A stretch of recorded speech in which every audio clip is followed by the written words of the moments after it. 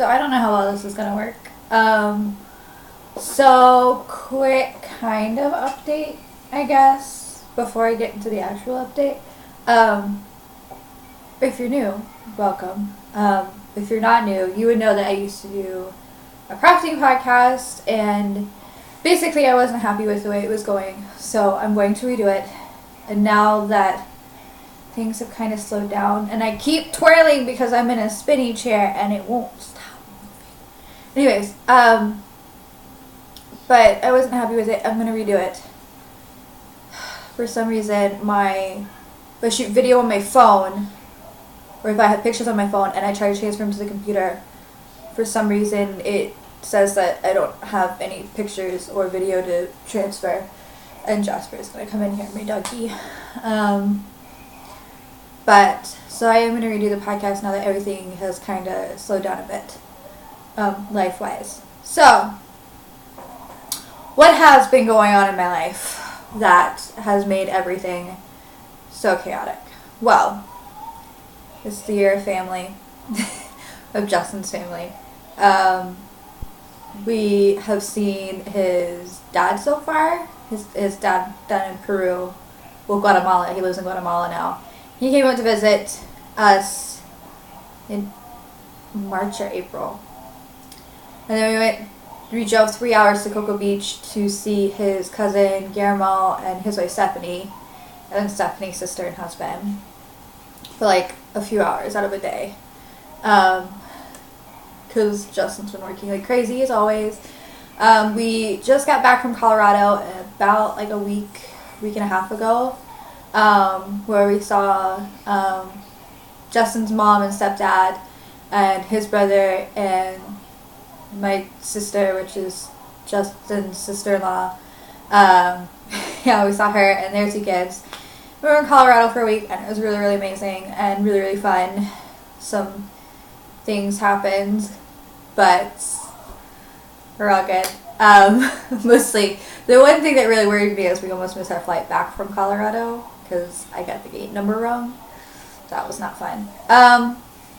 But now that all of that has settled down, and Justin's in his new work schedule because he got a promotion at the beginning of the year when was it the beginning of the year? Yeah. So, he's still crazy working hard, but now that everything's kind of settled down with his work schedule, and hi Jasper, and all the other life stuff, the major thing that has happened, and I'm sorry if I'm moving, my dog thinks I'm here just to scratch him. I'm not here just to pet you. He's such a baby. So the main thing that's happened is it turns out that I'm pregnant. Yay! With kid number 2. It wasn't really a surprise, but it kind of was, if that makes sense. Because we weren't really trying, but we weren't really trying to prevent it either. So, it was one of those, I would just like take a test every now and then, and I was just like, oh, well, whatever, I'll take one. And turns out I'm pregnant, so that is really, really good news. So Annalise is going to be a big sister. Baby is due January 22nd, which just so happens to be Justin's birthday. And Justin's cousin, Vanessa, it's also her birthday too. But I'll get to the whole due date and delivery thing in a bit.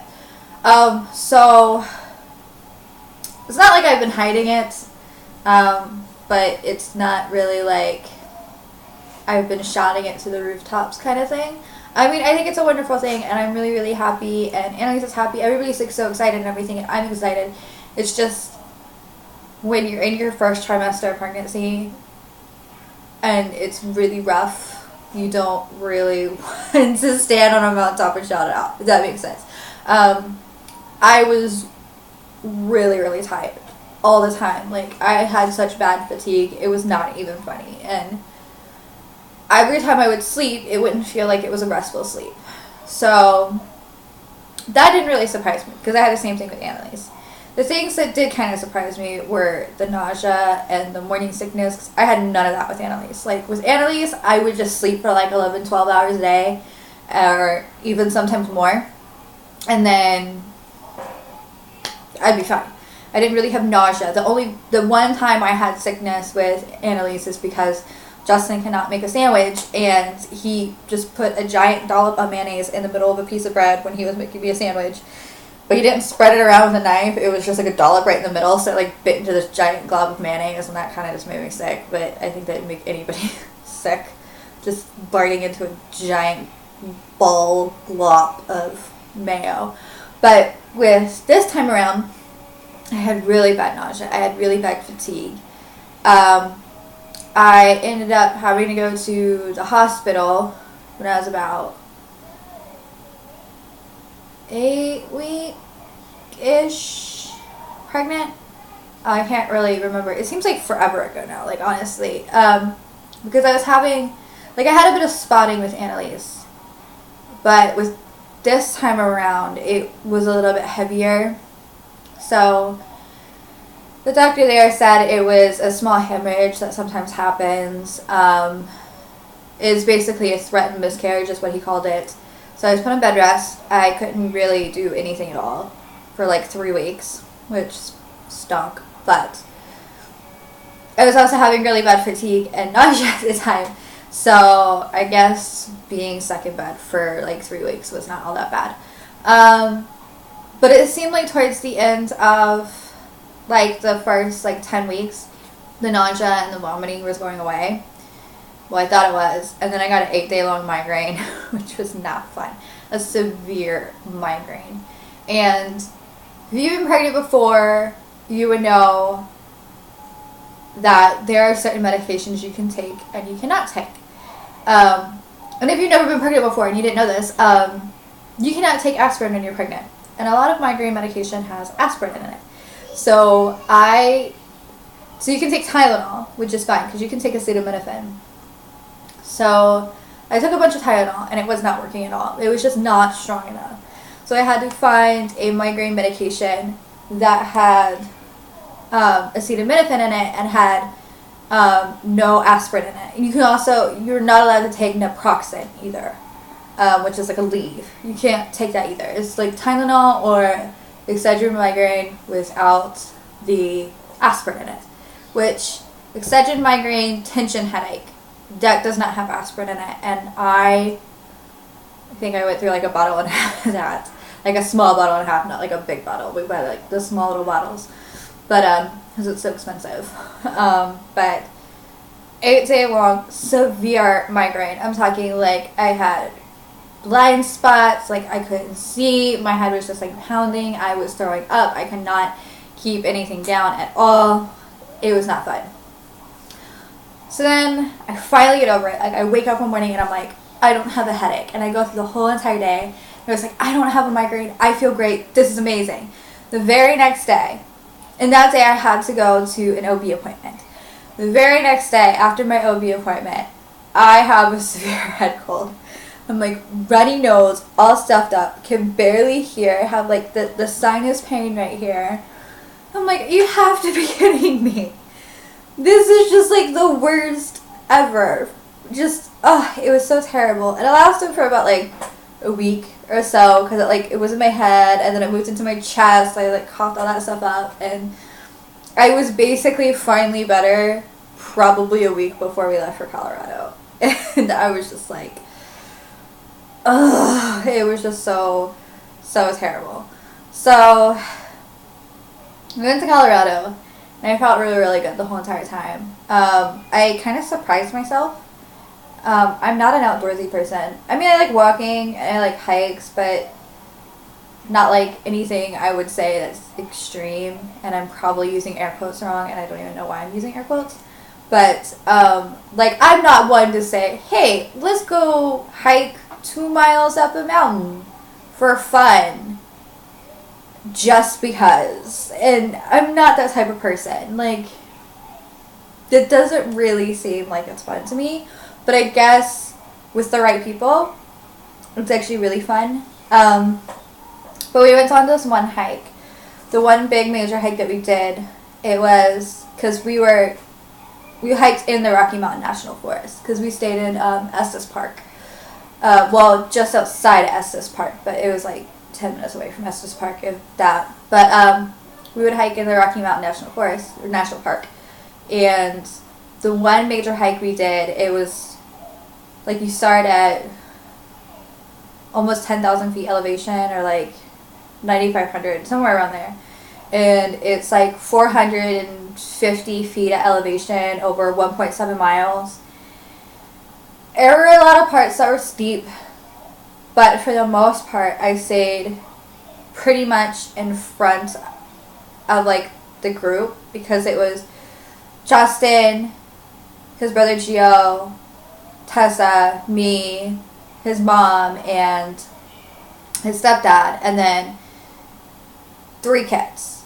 And Gio was carrying Annalise in a backpack pretty much the whole entire time. Yeah, the whole entire time up. So we get to where we're going, and we're like taking pictures and everything, and I am exhausted, but like I feel good at the same time, because, you know, like being pregnant, not being an outdoorsy person, like not really knowing if I could do it, the fact that I was kind of like in front the whole entire time was pretty cool, like really motivating. So then we decide, let's hike another 0.7 miles because we hiked to a lake, and we were like, let's hike another 0.7 miles to another lake. And I'm like, you know what, I'm already this far, everybody wants to go, if I don't go, like I'm gonna like kind of regret it or whatever. It was the steepest 0.7 miles ever. Like I really thought like I was going to, because I'm not used to altitude, I've never been that high before, I've never done that much physical activity. Well, I've done a lot of physical activity. I was in marching band in high school, but it had been years since I've done like any sort of physical activity like that you would kind of consider somewhat exercise, I guess. But I made it. I felt like I was going to die the whole entire time, and I was breathing so heavy.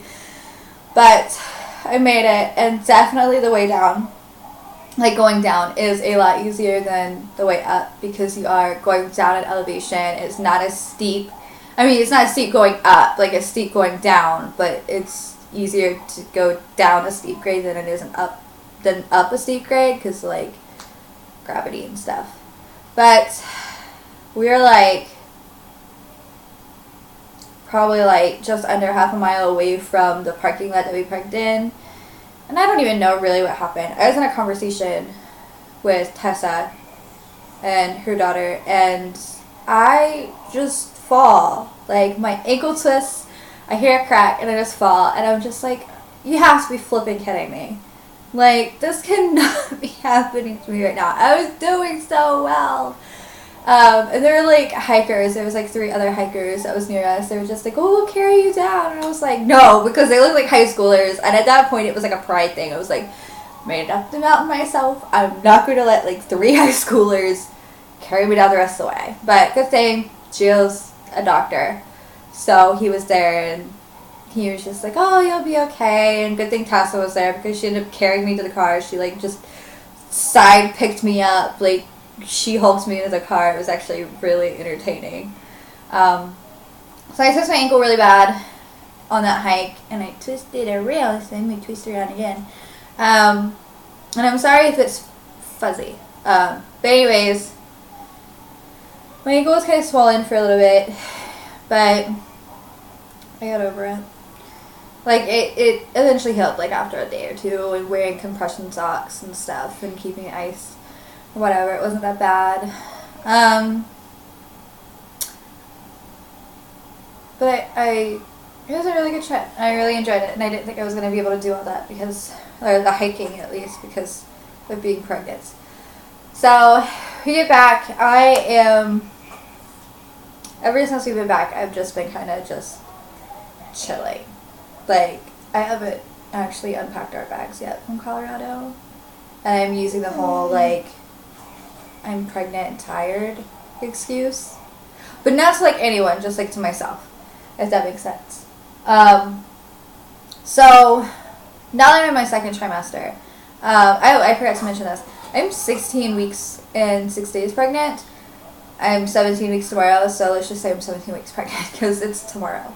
Anyways, so I'm 17 weeks pregnant, and I'm in my second trimester.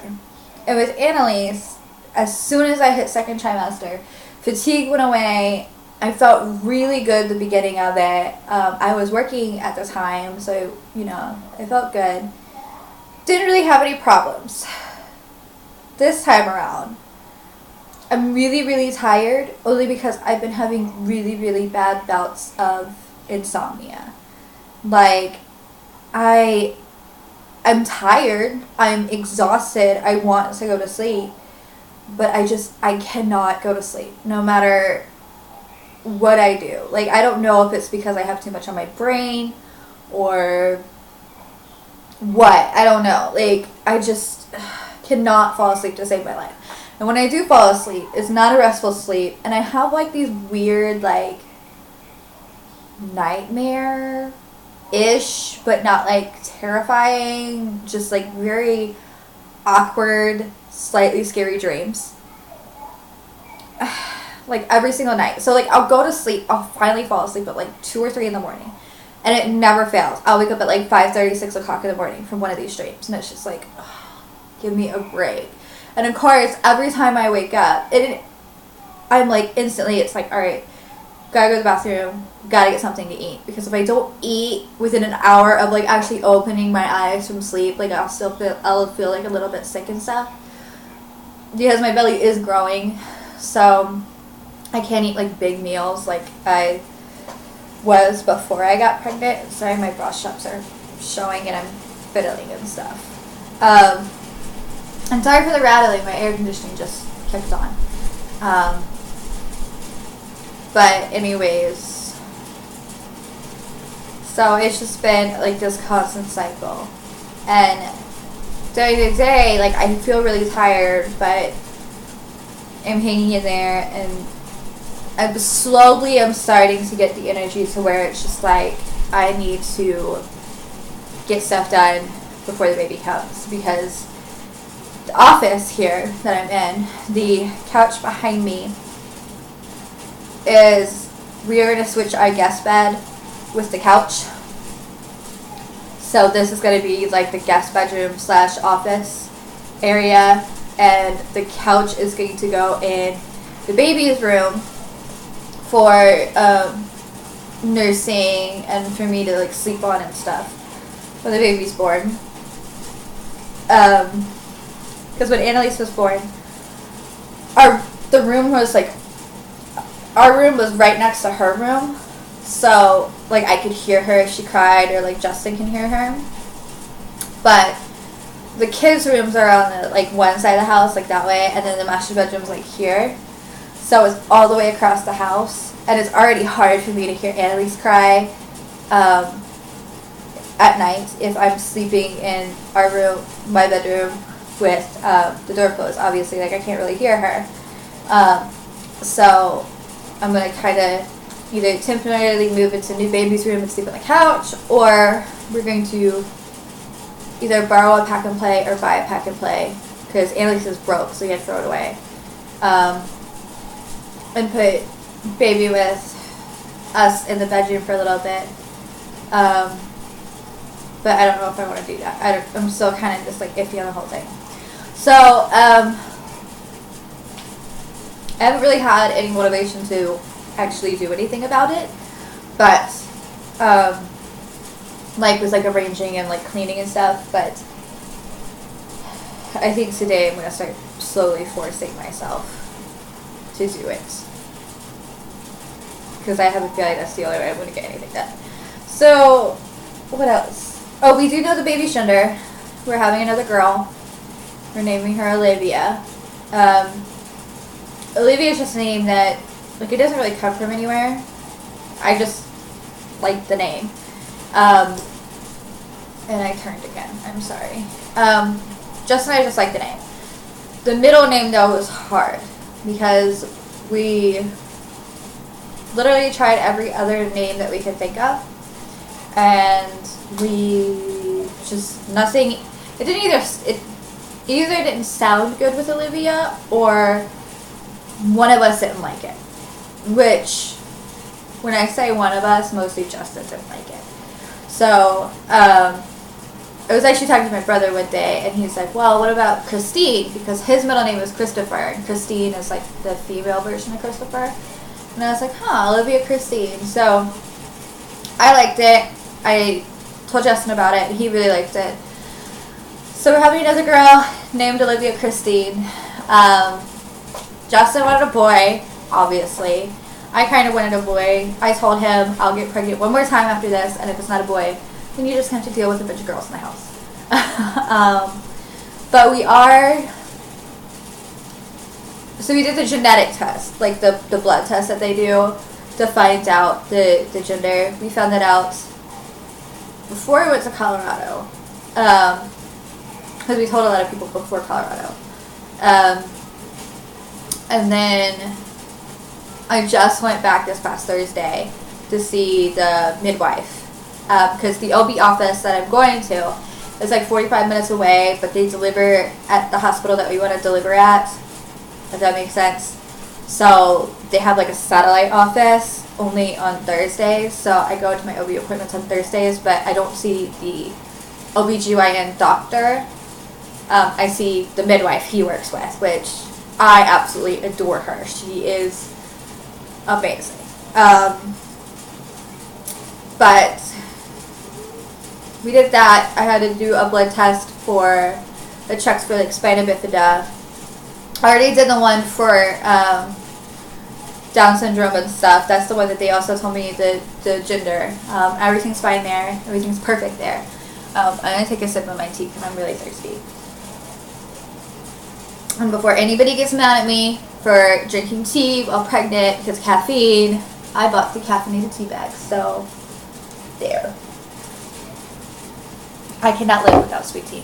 Although that is not as sweet as I normally like it, because I'm also trying to cut back on sugar, but that doesn't really have anything to do with the baby. That just has something to do with the fact that I just really need to cut back down on sugar. So, anyways, this past appointment, they sucked blood for the spina bifida test. I should be getting those results back here soon, like within a week. And then in about 3 weeks, we are going to go for the anatomy scan. And I don't know if this is just me, but I prefer early morning scans, like the earliest you can get it. Because I'm one of those people, like it takes me a while to get ready in the morning.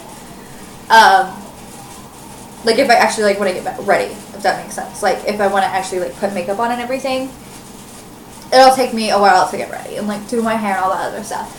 So when I have like ultrasound appointments or something, or doctor's appointments, I literally, because I know I'm going to have to either have a urine sample or with ultrasound, so you have to have a full bladder. And my bladder is the fullest in the morning, so I have worked it out to where like I'll wake up just before I have to leave with like enough time to get Annalise ready and everybody in the car and like to get there. Then get there right on time or a little bit early and like be drinking the whole entire time. But I won't go to the bathroom in the morning. I'll wait till like after the appointment or whatever. Because I have it worked out in like a system to where I don't actually have to wake up 4 hours early, go to the bathroom, and then spend like the next 4 hours drinking an unfathomable amount of water. Like, I don't know. I find that more uncomfortable than just waking up and going to an appointment. I don't know why. But I've kind of worked it out to a system. So I'll get like early morning appointments. And the imaging center we're going to is literally around the corner from my house. So it's like 8 o'clock in the morning. I have to be there at like 7:45. But it's not bad. It also gives Justin time to go to the appointment, come home, get changed, and go to work. That's all he ever does. He has actually not had a day off since we got back from Colorado. So, which kind of stinks, but.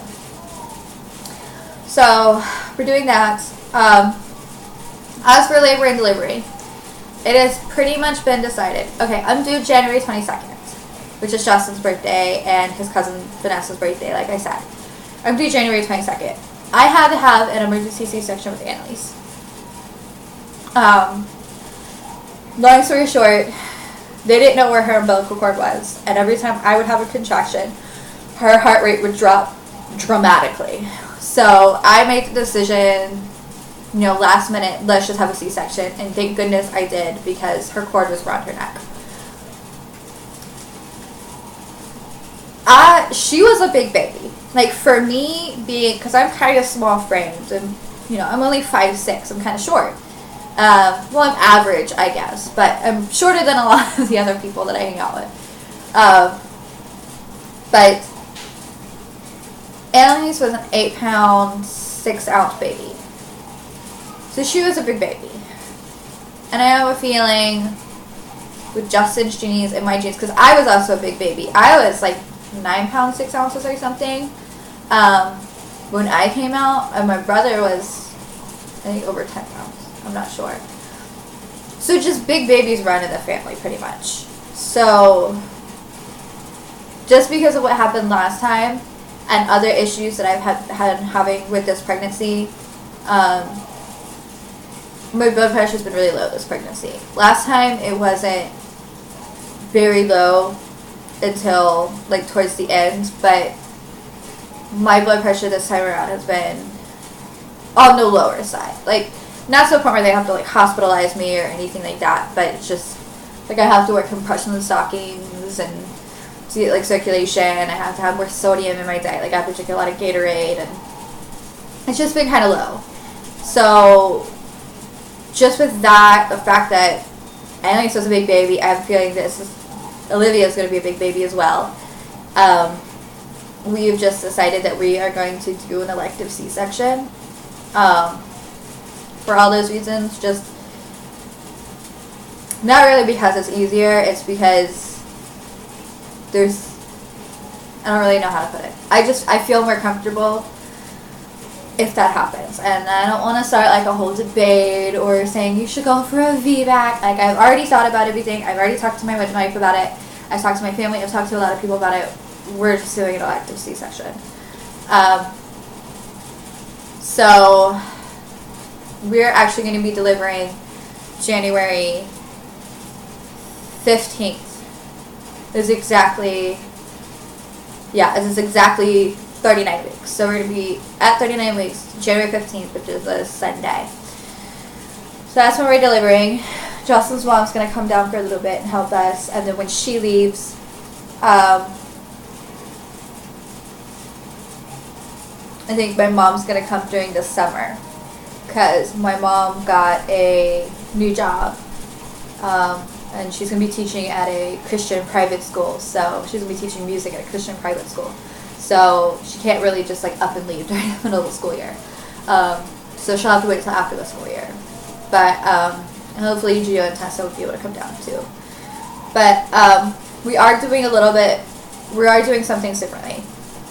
The main thing differently that we are doing with Olivia, that we did not do with Annalise, is we're going to cloth diaper Olivia.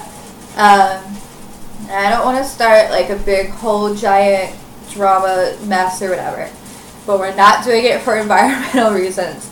We're not doing it to be frugal because they are cheaper. Basically, we're doing it because every time when Annalise was like a tiny little baby, and she would have a major blowout, because we used disposables with her, she would have a major blowout. I'd go to reach for a diaper, and there'd be no diapers. And I'm like, you have to be kidding me. Luckily, 9 times out of 10, I had diapers in the diaper bag that I could just go and get. But there was always that 10th time where I had to go out to Walmart at like 11:30 at night and get diapers. And Walmart is not a very good place to be at 11:30 at night, because that's when some very interesting people come out that I would rather avoid. So I would rather do laundry than have to go out at 11:30 at night to get diapers. That's just my thing. Plus, with Annalise, I was working. With Olivia, I'm staying home. So I'll be able to do the laundry more and be able to do it and not have to rely on just having everything being so convenient. So we're going to do cloth diapers. We're actually going to order some tonight. I don't know what kind. I've been kind of researching all the different kinds and everything like that. But when I get them, I will let you guys know. And I'll do like a cloth diaper haul. So we're going to do that tonight. We're going to start ordering diapers. We're pretty much going to do like bare minimum. And if we need more or find out that we need more once Olivia is born, then we'll order some more. But we're just kind of like buying bare minimum right now. And the other thing is though, is like I don't want to buy like a whole bunch of like one kind and then realize like I don't really like that kind, I like something else. And that's another thing. But cloth diapers, I will admit they are more expensive up front, but they are a lot cheaper in the long run because you can wash them. You're not throwing them away, so you wash them. You can reuse them for another kid, so you don't have to buy disposables for 2 kids instead of 1, or however many kids that we have after this. And you can resell them. A lot of them, you can sell them for at least 50% of what you paid for them. So if you take really, really good care for them, you can pretty much make at least half your money back. So that's good. Whereas disposables, you just buy them, you use them, you throw them away. The other thing is Annalise had a bad problem with diaper rashes when she was a little baby, like weird, like bacterial rashes too.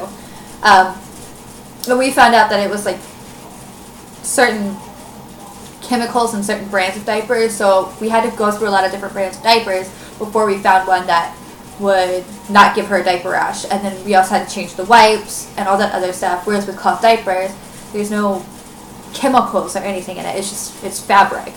It's usually like cotton or bamboo or like hemp or something. It's not like chemicals that are in like the plastics and the absorbing gels and stuff that are in disposables. So hopefully this means that we don't have to go to the doctor every like other week or whatever because there's some rash that we don't know what caused it or where it came from, but it just happened. So hopefully it'll cut back on that as well. So I am sorry if I have been blurry this whole entire time. I'm using Justin's webcam on the computer and it kind of looks like a little fuzzy and blurry and stuff, but if I had to turn off autofocus, because if I don't turn off autofocus, it like focuses like literally every microsecond, it seems, and it's really annoying. So we are doing cloth diapering with Olivia, which I think will be it'd be a very good experience. I think it'll be awesome. I'm honestly surprised Justin has agreed to it, because he doesn't usually agree to stuff like this, but I think he's just, oh, hey, whatever, we'll do it. You stay at home, and you're the one that does laundry anyway, so I think I'll do, like, in the future, like, little, like, hauls of the cloth diapers that I get, and just, like, how the journey is going and everything. I don't really think there's anything else different that well, with Annalise, I tried breastfeeding for, like, the first month and a half, and it just was not going well. And the reason why it was not going well is because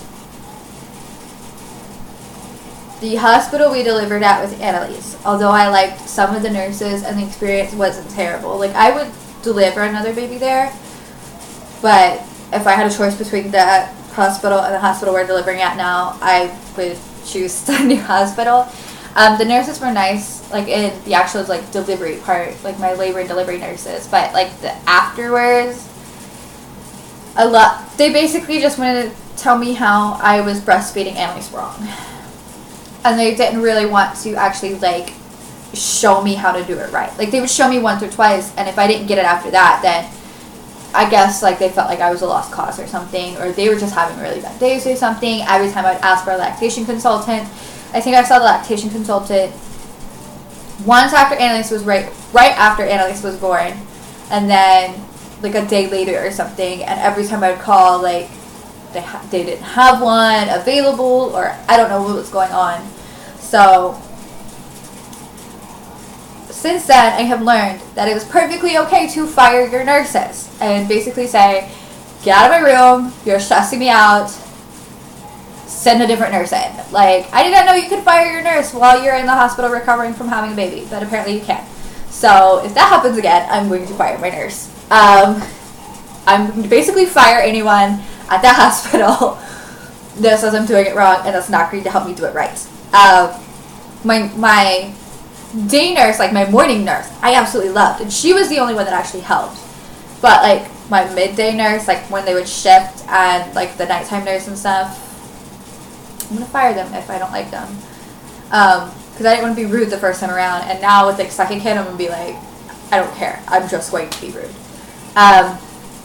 So hopefully that will go a lot better.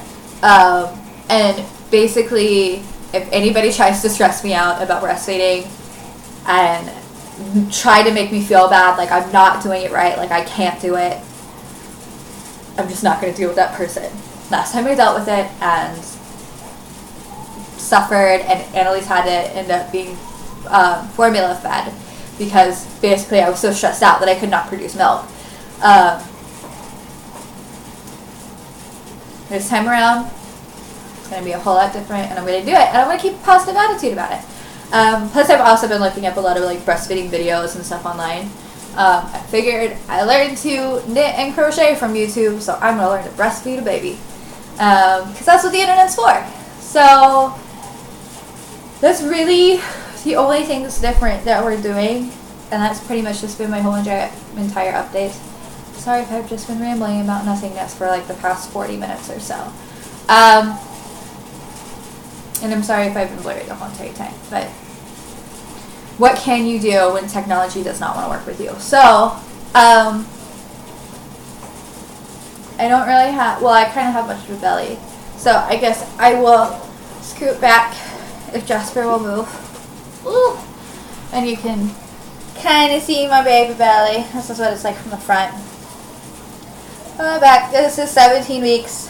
I feel like I'm huge because this is how I looked when I was about 5 months pregnant with Annalise. I'm not going to lift up my shirt because it's all white and pasty and stuff. Whew, kind of dizzy. That's the thing with like when you have blood pressure problems and you're pregnant, if you stand up, like even if you don't stand up that fast, you get kind of dizzy. So that's 17 weeks.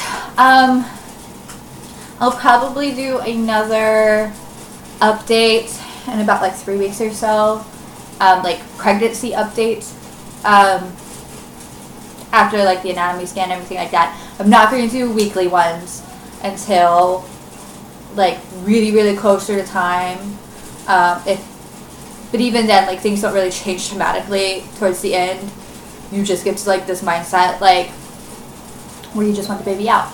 So we'll just kind of play it by ear.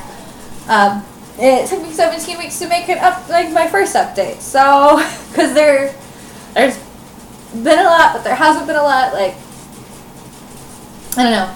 So I will do a pregnancy update probably after the anatomy scan in about 3 weeks. When I get cloth diapers in, I'll do like little mini cloth diaper hauls as I get them in. And as for the crafting podcast, I am actually going to sit down and record it right after I'm finished with this and after I eat, because I'm hungry and baby's hungry. So, oh, one last thing. I have been feeling some movements. There's been like little flutters and kicks. I felt like one major kick while we were up in Colorado, but I think a lot of that has to do with the fact that Annalise was like on like where the baby is and was like pushing down. But I haven't felt like actual like really big kicks, and Justin can't feel them yet and everything like that. So hopefully in like the next week or two, that'll start picking up as well. So that is pretty much it. I'm going to go eat, and then I'm going to film the crafting podcast, which I've kind of like changed the whole thing a bit. I'm going to stop rambling and repeating myself 1.5 million times, and I will see you guys later. Bye.